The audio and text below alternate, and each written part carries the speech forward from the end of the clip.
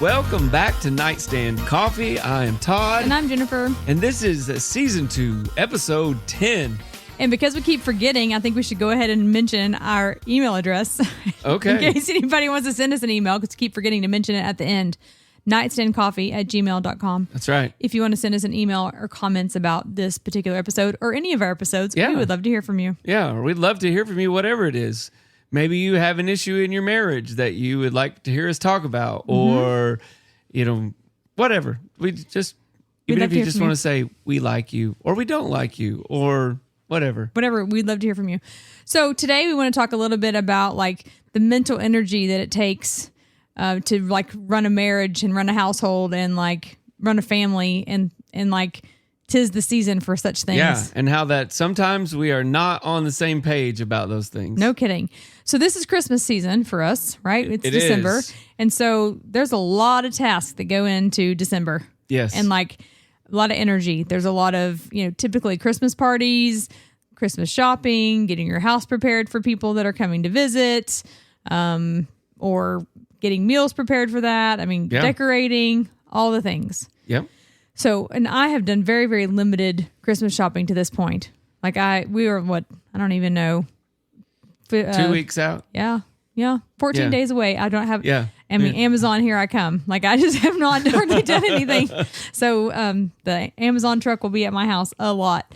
I've told the girls, like, don't open anything. If your name is not on it, do not open anything or you may be ruining your Christmas. That's right. So we will send things back. This is true. So, so what do you think about that? Do you feel like this is a busy season for you? Yeah, I mean, I'm in ministry. And so this is always a busy time of the year in ministry because, getting ready for Christmas and there's always the ramp up to that. And there's parties and there's get-togethers and there's things happening at home. And there's, it's super busy. There's a lot going on. Yeah. And so do you feel like for you, though, I feel like that it's more busy for your job than it is for you at home. Does that feel accurate? There's more of a demand for you at your job? I would say so. I mean, it's one of those things where because it is such a busy season in ministry, really you've handled most of the household things. Mm-hmm. You're the one who does, the vast majority of the Christmas shopping. You coordinate with family. If we've got family coming in or if we're going down there, you take care of those things. And so yeah, it's much more busy for me on the work side than it is the home side. Well, and that may be how we split things, right? I don't think you have time to be busy at home. Not a ton. Not typically. I mean, I still do all of the things that I normally do, right? This is true. Like I tend to be the taxi for our daughters. I tend to be the errand runner, mm-hmm. and well, your job has been more flexible than mine. Sure, I'm just saying that's so. That's what works for our family. I still do those things, right. So it's not like I don't do anything, domestic right. during this season. But yeah, for my job is busier, right? Yeah. Well, and so I think that's kind of been somewhat newer for us. I think you've always been involved. You've always been a really, really great dad. You've always been very, very active in parenting our children. Like that's never, ever been something that's been hard for you. You've definitely been very, very active with our girls. And so, but I think there had been times for sure early in our marriage that maybe you weren't as tuned in to the mental energy that it took to prepare for those type of things. Probably so. What do you remember about that season or early seasons? Well, I remember honestly not thinking it was my job, mm-hmm. if I'm honest. Okay. Like, so, my mom is a meticulous housekeeper. Yes. Right. And it wasn't that my dad like refused to help. He would have helped. And of course, once my parents divorced, that kind of changed, but my dad would have helped. Mm-hmm. But my mom didn't ask for help for one thing, and then was just really, like I said, really meticulous. She still is. She's really good at it. Her house is spotless. Yes. And I think we've talked about that a little bit before on the show. But my mom cleaned everything, including my room before my parents split, Yeah. right? And so things just were always picked up and always clean, and I didn't have to do it. Yeah. And so I just never had this kind of recognition that was my responsibility. That's like, my mom did that, Yeah. you know? And so probably because of that, not probably, I know because of that, I had an expectation that you would do those same things like my mom did. And not because I thought that that's the way everybody ought to do it, or, you know, but that's just what I grew up with. This is what I was used to. Mm-hmm. And so I think I've said before too, that like we would clean our house before people came. Right. So in fact, when the girls were little, they would often say, who's coming over? Like we would say, we're going to clean the house. Why? Who's coming over? Yeah. It's like, no one, we're just cleaning Yeah. the house, you know? And so the girls had an expectation that that's the only purpose, the only reason that you'd pick up things, you know, Yeah. the only reason that you would make sure everything's in order. It's like, why? Who's the company that's coming? And my mom cleaned because it was a day that ended in Y. Right. Yeah. Right, for sure. And so, and I think that could have been a challenge for us. And I think that you would help me, but you never took initiative necessarily. Yeah. I probably didn't do it unless you asked. Right. And it wasn't malicious. Again, I just didn't have any expectation that was my responsibility, or that even that you expected me to do it. Really. Mm-hmm. Right. Well, and I think that what's been true for us is that if I'm cleaning and you're watching TV, that doesn't feel good. Yeah. I don't like that. I don't like it that I'm busy doing things if you're getting to relax. I don't think anybody would like that. Well- right? I mean, if the shoe is on the other foot, I don't care for it either. Right. You Like know?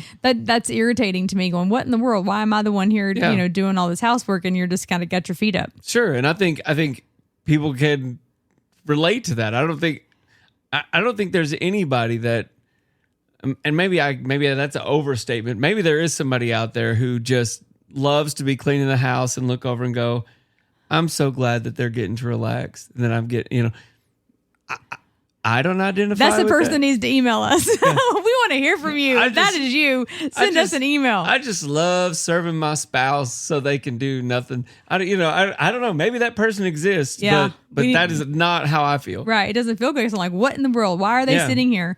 In fact, I think it irritates me so much that I usually find something for you to do. Like, hey, can you come help me do this?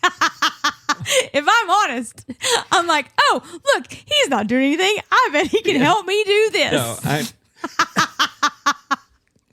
No, I know. Yeah, that's how that works, right? Because it's like, Yeah. this isn't listen, you can be helping me. If you're not doing anything, if you're not in the middle of something, you can come help do this, right? There's no reason for you to sit there. I do not do that, by the way. Oh, okay. Well, maybe you no. should start. Well, But let's be honest. How often do I just sit down? I don't think that I get to sit around and just do nothing. I don't do a whole lot of that. I don't think I do. Maybe. you make it sound like I do. No, I don't. I'm sorry. I didn't mean that at all. I just meant I'm so rarely home that like I don't really get to sit. Yeah, no, And so that's what I mean. We stay active, both of Yeah, us. I didn't. Yeah. I'm sorry. I didn't mean to imply that No, you're I just was- being lazy all the time. I'm just sitting. I don't know that I really get to just sit at home. So, no, I'm sorry. I'll take it all He's back. sitting around all the time, so I'm like, why don't you get up and help me with this? I'm sorry. That's not what I meant. That's not what I meant at all. I just feel like I gave up television is what I'm thinking. It's like the reality of me like sitting still in front of the TV doesn't happen. That's what I meant. So I'm sorry.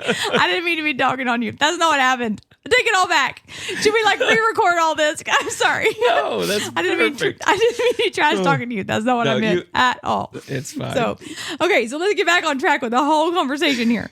So we were talking earlier about why does this feel so unequal, right? So you kind of talked about maybe how what men saw growing up, or even what women saw. So Yeah. talk about what you were saying earlier. Well, it's kind of like what I was saying about my mom. Like, it wasn't a value in my family that the men didn't help, but my mom just did it, right? And so I just grew up with that as like that's just that's the way it is.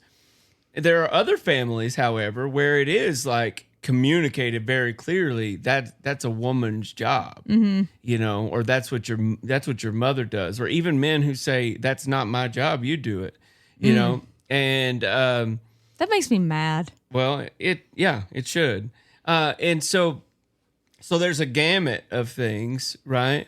And, we're all probably somewhere on that spectrum, anywhere from a man doesn't do housework because that's a woman's job, and all the way to really healthy examples of husbands and wives who share the load together. And so there are people who come into marriage with a really equitable expectation of what that should look like, but we're all somewhere on that spectrum, and we have to figure out how to do life together.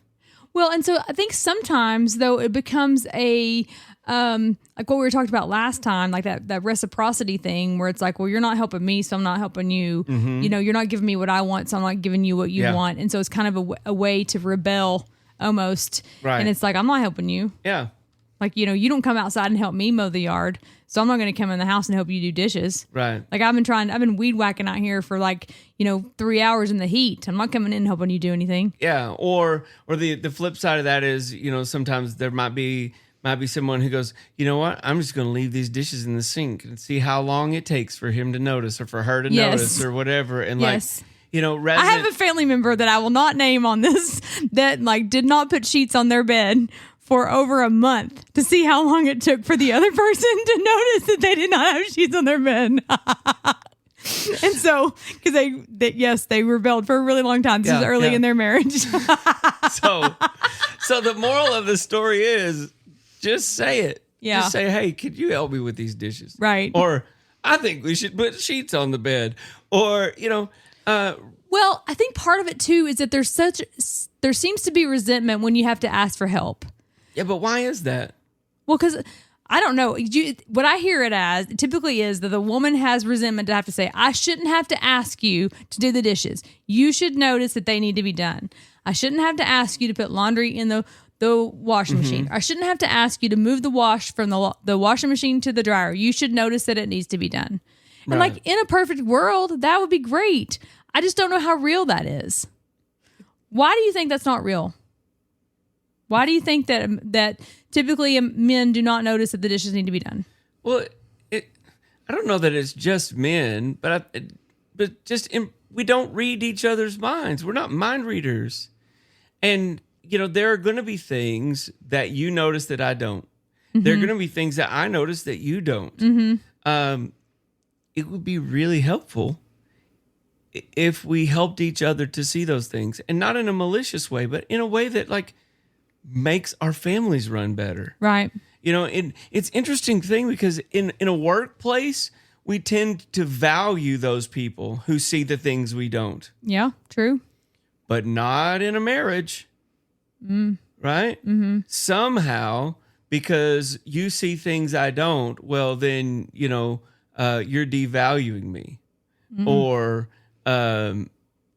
Or because I don't see some of the things you do, you think that I'm, this is in a general sense, right? This is hypothetical, but then you think either I'm lazy or irresponsible or just unobservant or, mm-hmm. Or stupid or, mm-hmm. Whatever kind of things that people say to and about each other in regard to these kinds of things. And it's like, why are we failing to see the other's strengths mm-hmm. and recognize those as a value to us?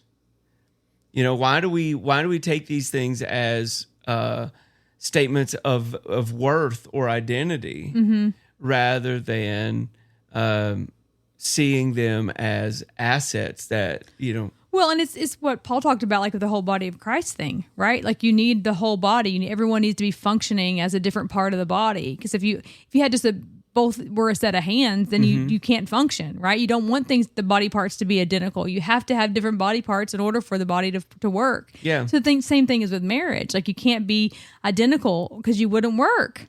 Yeah. And so yes, there should be some similarities and there should be some things that you share. Yeah. But yes, you have to have different strengths and different weaknesses. Otherwise, it just wouldn't work. Yeah. And so you're right. We should be willing to value the differences. Right. And to appreciate those things. But there's definitely was times in our marriage we did not appreciate our differences. Sure. For sure.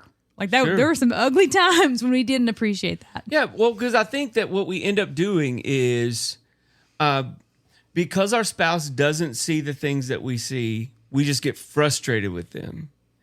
And then we start pointing them out in ways or bringing them up in ways that are not life-giving and not helpful. It goes back to kind of what we've talked about a little bit before about the requests versus complaints, you know, and like, Restate that in case they're just now joining us. well, you've talked about it more than I have, but the idea of stating our desires, stating our wants as requests rather than as complaints. Yeah, our needs, as requests as opposed to complaints. Yeah. And so I think it's in some ways related to that kind of thing, you know, because you might need me to help you with picking up some things around the house, but I've not noticed it. But rather than stating that need as a request, saying, hey, would you mind helping me with this? I've got these other things that I need to get done and I could really use some help. It's, why don't you pick those things up? You've walked past that pair of socks 15 times. Why didn't you? You never help me. Yeah, you never, or you always, you know. I got to do this all by myself all the time. Yeah. Yeah. And so then then that kind of thing just builds a wall automatically. Yeah, it sets you up on, so the person's on the defense constantly like, what do you mean I never do this? And like you never get anywhere. Yeah. Yeah, and then it's, well, I ain't going to help you if you act like that. Right. You know. And then it's on like Donkey Kong. Right. It's a whole different ballgame when you just say, can you help me? Yeah. Or like, it really helps me when you were willing to do these things. Yeah. Or can you help me do this? It's a whole different ballgame. Right. And now that I do want to recognize that there are some people in relationships where the other person just is unreasonable. Yeah. They won't help. That's a whole different conversation than what we're having right now. Yeah. You know, but generally speaking, you know, most people are willing to help, but how we communicate it matters. Well, I'm just irritated to consider that there would be someone that's in a marriage that won't help their spouse. What's that about? Well, it's selfishness. Yeah. And it really is about somebody who went into a marriage not understanding what marriage is. Yeah. Really. You know, not understanding that we're supposed to cooperate with each other, live our lives for each other, sacrifice ourselves for each other, live, you know, like I'm supposed to live for your flourishing and for your growth and for your prosperity and for your success and vice versa. But when we go into marriage thinking that marriage is about what I can get from you rather than what I can bring to the marriage. Yeah. Yeah, that's a recipe for selfishness and for bitterness and for anger and conflict. And it is the antithesis of what Scripture describes that marriage ought to be. And it is the exact opposite of the example that Jesus gives in regard to his relationship to us as his people, as his bride. Right. And so, man, like if you're married to somebody that's like just absolutely refuses to give anything, like, first of all, my heart, I mean, and it could be man or woman, right? Yeah. I've seen equal. Yeah, it goes both ways. It does. And my heart goes out to you as their partner, right? That has to be super lonely and it has to be super isolating and just hurtful. Yeah. And so, I just want to give you my I want to lament that with you, that has to be really, really hard. Yeah. Or maybe you are the unreasonable partner and you're listening to this and maybe in this moment you're recognizing that's me. Yeah. I've been in this for what I can get from my spouse, not what I can bring to the table. And you've got to do a 180. You've got to repent, right? Which means to turn and to go the opposite direction. You got to change the way you're doing things, you know, and it's not going to be easy, right? But you can do it. And so how would you suggest that they do that? I'll turn the therapist on you. How do you suggest?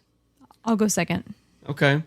Well, I mean, I would say start with prayer, honestly.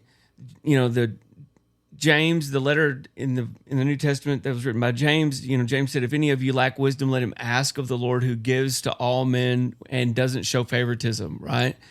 And so if you lack the wisdom to know what to do, pray. Ask the Lord for it. Find a friend whose marriage is rock solid and healthy, and ask them, hey man, like, how are you doing this? How do you, I see you doing these things for your wife. Is that something you always did? How did you get to this place?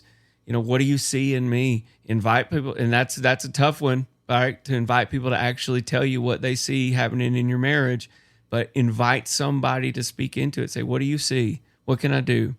I would also recommend a book called What Radical Husbands Do. Super practical. Like it's a step-by-step. Here's what you do, like Marriage for Dummies kind of book. It's really good, and I would start there. And then too, just go, okay, what am I not doing? Yeah. What are the things, if say, and I'm speaking as the husband, what are the things that my wife has voiced that she's frustrated about? And then do it. Well, and so when I'm listening to what you've said, I'm thinking, man, if they are that closed off, that all those things may be hard for them, right? Because I'm thinking someone that's that selfish is probably going to have a hard time inviting those things. So they might get the book because they can do that in private, right? But I mean, all those things are great suggestions. I definitely support them. I would even say what I would add to that. Then another smaller step may be to ask themselves every day, what's one thing that I can do for my wife that could, or my husband, right? What's one thing I can do to make their life easier? Yeah. What's one thing today, right? And so like, just do one thing that'll make it easier. That's something you can do in private. You don't have to welcome anybody into your life to do it, but just think, what's one thing I can do today that'll make it easier? Yeah, I think and that's listen, great. if you've done jack squat, your spouse will notice. That one thing will make a big difference. They'll be going, what happened? Whoa. Like, who is this? Yeah. And so they might be skeptical of it for a little while because you've not done any of this at all. They'll think that you're wanting something from them. But after this becomes a habit and you start doing it, before you realize it, you'll be doing 2, 3, 4 things. You will be changing your tune. But you need to be, what you said, you need to be repentant of that. And you need to be bending your heart towards Jesus and saying, listen, I want to do a better job. Yeah. I want to serve my wife, my husband. I want to do a better job of this. But think for every day, okay, I need to find a way to do one thing. Yeah. That's going to make my spouse's life easier. That's great. I love it. Those are good things. So I wanted to tell that silly story that when I sent you to the grocery store when we were first married. And so we didn't open with that, but I wanted to share it. Yeah, so sometimes you just misunderstand things, right? And so, I was trying to think of a clever way to tie it into this conversation, but I don't know. Sometimes you just misunderstand things, and I misunderstood. So you want to tell the story? So I sent Todd to the grocery store to get me some. I needed 2 8-ounce sour creams. Yep. And so apparently I learned after this trip to the grocery store that I had to write my list a little bit differently. When I see a 2 and an 8 next to each other, I read that as 28. So my new husband brought me home a big old jug, 28 ounces of sour cream. What I brought you was 32 ounces of sour cream because there wasn't a 28-ounce container. Ginormous thing of sour cream. Like, why do I have this? I needed, what is this? And he's like, 28 ounces of sour cream. Yeah. And I was like, that's not. I need 2 8 ounces of sour cream. And he's like, that's not what this is. This is 28 ounces. 28 ounces of sour cream. And so I have, moving forward, when I have a quantity on a list, I have 2 in parentheses and then 8 ounces of sour cream or whatever. So that works. 2 and a dash and then 8 would work. Well, we have changed how we communicate on paper because I do not need 28 ounces of sour cream. But you were willing to go to the store for me. I was. And you went and took care of that for me. And you went when I asked what I needed, you went and got it for me. And we ate sour cream until it went bad. You had plenty of sour cream. I did. I baked the recipe that I baked that sour cream and we had tacos for weeks and weeks and weeks until it went bad. I'm pretty sure it went bad. I don't know about that. But. I'm pretty sure it went bad before we ate it all. I'm pretty confident about that. Yeah. So anyway, we're trying to find our silly things that happened to share about how silly our life has been. So I was willing to help. You definitely were. And so maybe this is how this ties into the conversation. maybe you're willing to help and you're going to get it wrong. It's going to happen, you know? Or maybe it would be, maybe your spouse is going to get it wrong. Maybe this is the more important side of that. When your spouse gets it wrong, don't make it an issue, right? Not that you can't talk about it. You can giggle about it. Yeah, but try to be able to laugh about it. Try to be able to, you know, and I realize that 28 ounces of sour cream is not as serious as maybe some of the other issues that you're dealing with in your marriage. But if your spouse is trying, if they're willing to go to the store and they just pick up the wrong thing or too much of, you know, they come home with 28 ounces of sour cream, laugh about it, you know, and then applaud the effort. Yeah. And they'll learn. I never bought 28 ounces of sour cream again. Yeah. Right. You're right. Now I get 2 8-ounces every time. Right. I know exactly what. And I learned how to write the list, so it made more sense. Yeah. And so now I'm able to meet your needs. This is right. Right. Exactly like you want it to be met. Yes. But there was a learning curve. Yes. And that's the point that I'm trying to make. There's a learning curve. If they've not been doing this, and if they didn't see it modeled, if they didn't grow up with that, they've not, you know, like there's going to be a learning curve. There's going to be a learning curve. Give some grace to each other. Have some patience for each other. Yeah. Laugh about it. Laugh with each other. Maybe even laugh at each other sometimes. That's okay too if you can be good sports about it. It's going to be, but like learn together. Right. And create the marriage that you want together. That's the only way you're going to create the marriage that you want is if you do it together. And then I also want to say this. It's never too late to start getting it right. Yeah. Like there was on my time hop, there was a quote, and I don't remember who said it, but what the quote was, "It's never too late to be who you could have been." Yeah. Right. And so like, do that. Right. Like you but you can't say like, "Oh, I'm too old," or we've been married for too long to do it differently. Like I have people in marriage counseling that are in their 60s. Right. And so like they're wanting to do it better. And so why not? Yeah. Why not? And so you don't have to say it's just been this way forever, so I just need to leave it the way it is. Old dogs can learn new tricks. They certainly can. Yeah. And so for someone to say, this is just how I am, this is how it's always been, that nothing irritates me more than that, for someone to say that. Yeah. Well, number one, because it's just not true. And certainly as followers of Christ, I mean, one of the fundamental things of our faith, one of the fundamental beliefs of our faith is that Christ changes us from the inside out. So to be a follower of Jesus is to change. Right. And so for anybody to say, particularly followers of Christ, to say, well, that's just the way that I am, I'm never going to change. Well, man, you're like, do you believe the gospel? Right. Right? Because the gospel says I can change. Yep. The gospel says I can be made like Jesus. Transformed. Yeah. And so if I'm not like Jesus yet, God's not done. Right. And guess what? We're not all the way done. We're not ever like Jesus till we go to heaven. Yeah. So there's constantly something in us that needs to be refined to look more like Jesus. And so like there will always be something that needs to be like iron sharpens iron. And so there will always be something. Sure. Absolutely. And so we need to be open to that process. Yeah. And so for someone to say, this is how it is. Yeah. But we're not done till we're dead. Right. Yeah. Very true. So no one's dying around here. Not yet. Hope not. Okay. All right. So we'll wrap this one up. And so we don't even have a title for this. We didn't even try. So I'm sure we'll have something silly, I'm sure. Sour cream. 28 ounces of sour cream. Sour cream and sour grapes. What is that? Okay. All right. Talk to you later. All right. Bye, guys.